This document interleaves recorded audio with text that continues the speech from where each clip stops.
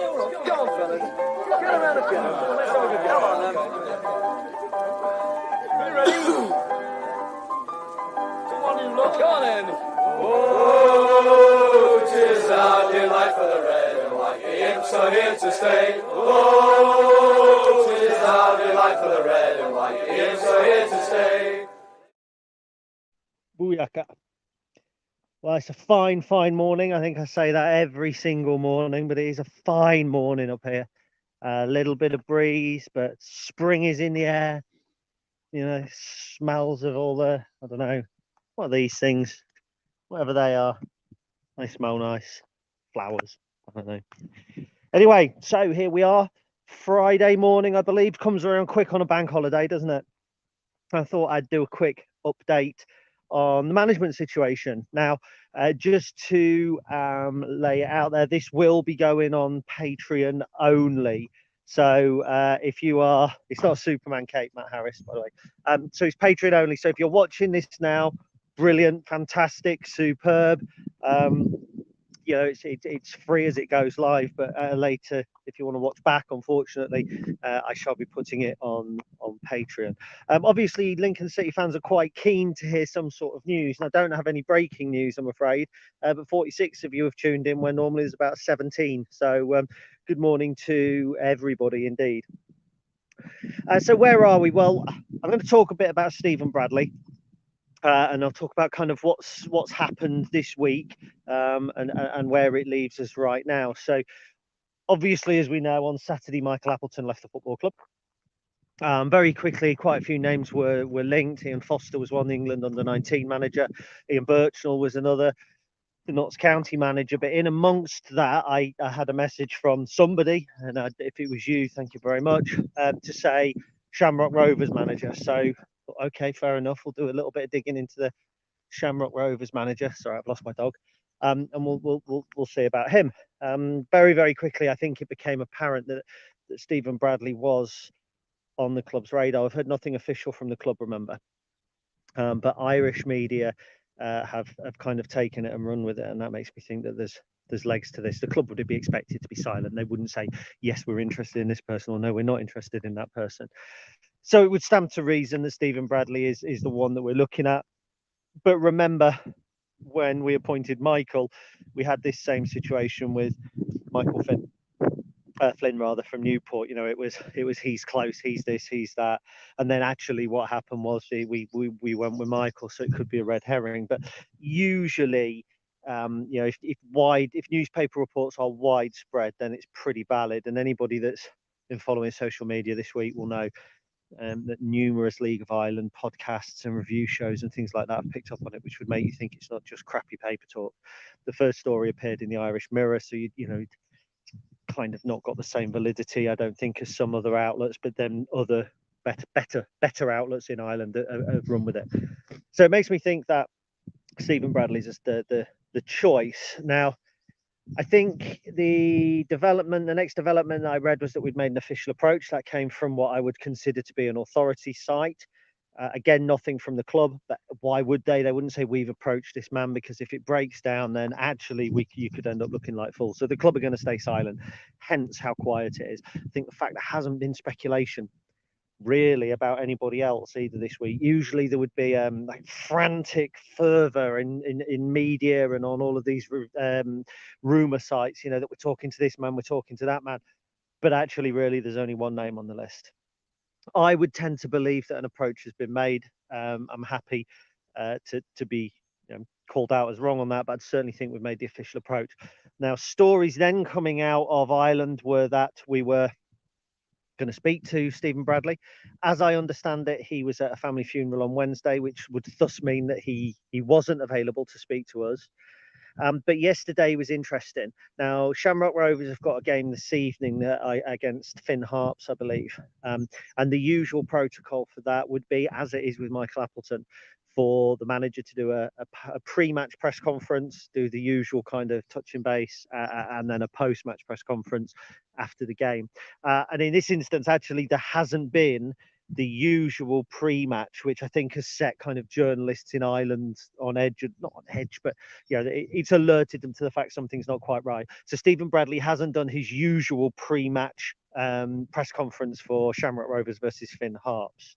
So that would suggest that he wasn't available at the time to do it, and that would, for me, point to the fact that potentially he was involved with talks with Lincoln City. Potentially. Again, none of this is confirmed, and I know sometimes people kind of think I've got some sort of inside information. That isn't the case. I know absolutely. I know the same as you. I've just basically been kind of reading up and following it. Now, as I've said, Shamrock are due to play Finn Harps this evening, and it is the press's understanding that Stephen Bradley will be at that game. And so if there are to be any developments, I think it's going to be worth keeping an eye on that kind of post-match reaction. So I'm not sure what time kickoff is. I would assume it's same usual evening kickoff time. Usually over the last couple of months, I've been waiting around on a Friday for Drogheda to finish their game to see how Sam Long and Sean Rowan have done. I think tonight, we've got 2 games in League of Ireland we can be keeping an eye out for, because we've got Shamrock Rovers as well. I don't think you would learn anything particularly new before the game. I can't imagine, if he's planning to be in the dugout for Shamrock Rovers tonight, I can't imagine that you would suddenly find something out today. Again, football works in mysterious ways. It would be interesting to see whether that was the case or not. But it would surprise me if there was any sort of movement, even if he is agreed to come to Lincoln City. I don't think we'd hear about it until after the game. I think even out of respect for, if he is moving, out of respect for Shamrock Rovers, I can imagine that he might want to kind of make that announcement himself and not do it underhand, etc. So I think if you're keeping an eye out things, I think you're safe today. I think the 70 odds now that are watching this, I think we can have a relatively comfortable Friday. But it certainly feels to me like Stephen Bradley is going to be the next Lincoln City manager. Things can happen, things can change. He might decide that he doesn't want that, but there are all sorts of mitigating factors, which I'm also going to touch upon now, and reasons that he would turn away from what is an upcoming European campaign to come to us. Now, what you've got to remember is we, as Lincoln fans, are kind of got this view of Irish football, which I know some people have said tin pot, etc., etc. In terms of actual club size and attendances, there isn't a huge difference between Lincoln City and Shamrock Rovers. The grounds are relatively similar, although we've got 4 stands, 3.5 stands, and they've got 3 and an empty end, but they've got a whole new development there at their ground. I think it's capacity 8,000 at the minute, but it's set to increase when they build this stand to take it up to 12,000. So that's quite similar. In terms of attendances, we edge it a little bit. That is also, I think that's perhaps something to do as much with away fans coming as well. I mean, Shamrock are very, very much the big guns in their division. When you look at the average attendance across some of the other teams, it's about 1,500. There's a feel to the Irish League a little bit like Scotland, like there are 1 or 2 relatively big players at the top, which would be the likes of Shamrock and Dundalk. And then there are other teams who kind of fight for the for supremacy underneath that, I think. A lot's been made of why would Stephen Bradley leave the top flight in his country, because it is, the League of Ireland is like their Premier Division. Our Shamrock Rovers are one of the top teams in Ireland. They are to Irish football what kind of, let's say, Celtic are to Scottish football, what Liverpool or whoever you want to kind of say are the top Premier League team, I don't get involved in that, are to English football. So in that respect, Shamrock fans think that this would be a very, very much a step down. Lincoln City fans think that this would be very, very much a step up. In actual fact, it's almost like a sideways step, I think. I think if you come from the League of Ireland to England offers more opportunity. I think it offers more opportunity for players and managers. There are obviously more games. There are bigger games. The wages are better. But there isn't the... I'm going to say guarantee, but the lure of trophies, is far less for Lincoln City than it would be for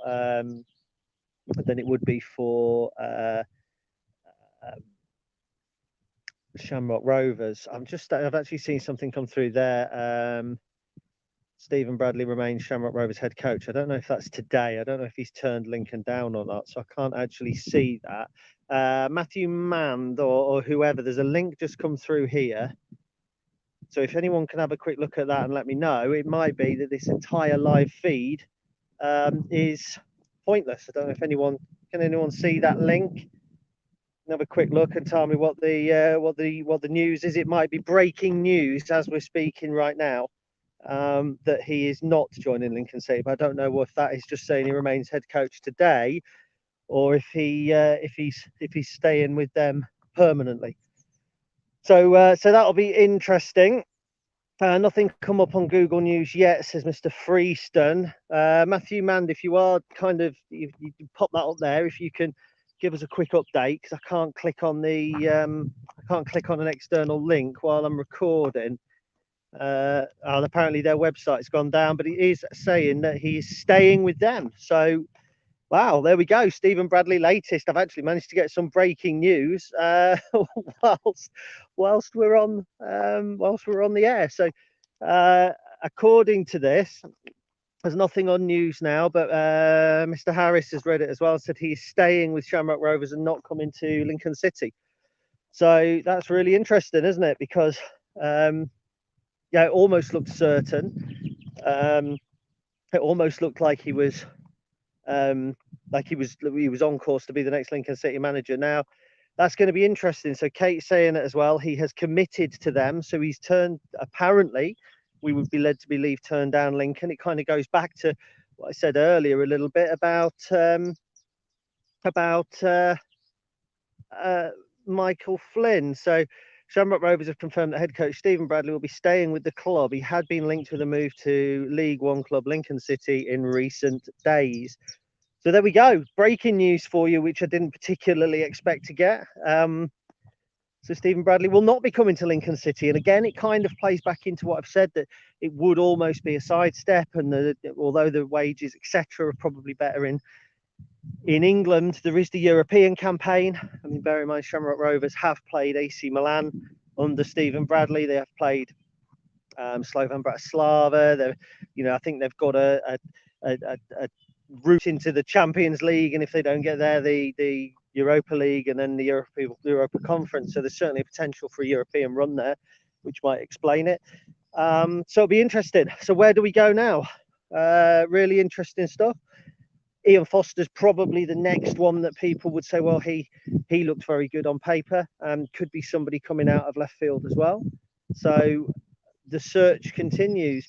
What surprised me, and a point I was going to touch upon later in the broadcast, which I thought strengthened the fact that potentially Stephen Bradley was coming to Lincoln City, was that I think Clive has tweeted that he will be back home for an event over that. I don't know whether it's for Saturday's event or not, but Clive's due to go back, and that would lead me to believe that interviews, etc., were conducted and done and dusted. So interesting development, really interesting development at all. So what are your thoughts? So Shamrock Rovers website said he's agreed terms, and an official announcement will be made imminently. So I think that's committing to Shamrock Rovers. Dale Warner, we're delighted to confirm, despite interest from abroad, sign our head coach Stephen Bradley remains committed to Shamrock Rovers. So yeah, interesting stuff. I think at that point I will look at wrapping up the live broadcast. Everything that I kind of got prepared has been shot out of the water there, hasn't it? So there's the latest news. At the moment, the way things stand, Stephen Bradley is committed to Shamrock Rovers. Didn't do the pre-match press yesterday, but this morning has decided to stay in Ireland.